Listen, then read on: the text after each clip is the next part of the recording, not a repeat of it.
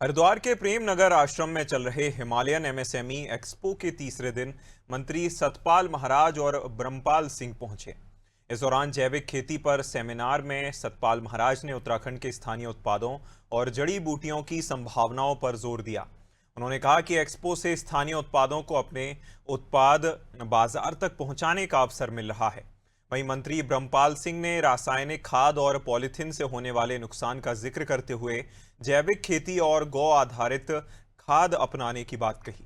आयोजकों ने बताया कि 4 दिवसीय एक्सपो सफलता की ओर बढ़ रहा है और इसमें स्टॉल लगाने वाले लोग भी संतुष्ट हैं। आज मैं Asia agri horti and organic expo में आया हुआ हूँ।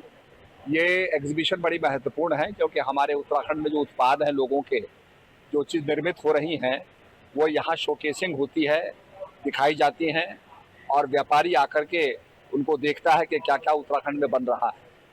उत्तराखंड उस समय से जाना जाता है हिमालय, जिस समय लक्ष्मण जी को तीर लगा और वो मूर्छित हो गए, तब धन्वंतरी ने कहा कि भाई हिमालय से ही जड़ी बूटी आएगी और संजीवनी बूटी यहाँ द्रोणागिरी से लाई गई।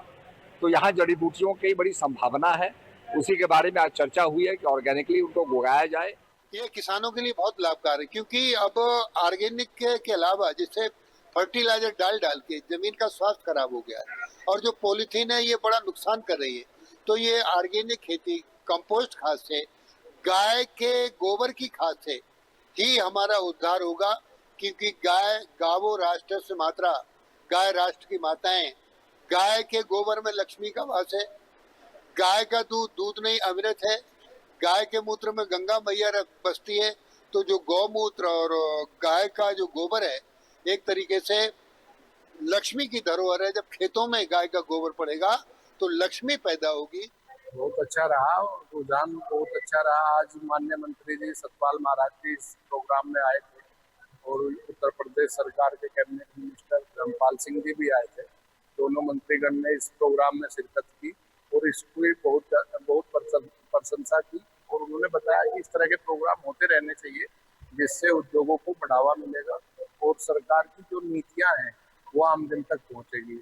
और हमें तो आज ही जिस तरह से महाराज जी ने अपने उद्बोधन में कहा, आज ही पता चला कि जहाँ से हनुमान जी लक्ष्मण जी मूर्छित हो गए थे, हनुमान जी वो पूरा पहाड़ उठा के लाए थे, तो वहाँ आसपास के लोग आज भी हनुमान जी की पूजा नहीं करते इस वजह से कि वो हमारे शत्रु है। तो ये अपने आप में उत्तराखंड राज्य के लिए एक विशेष बात है।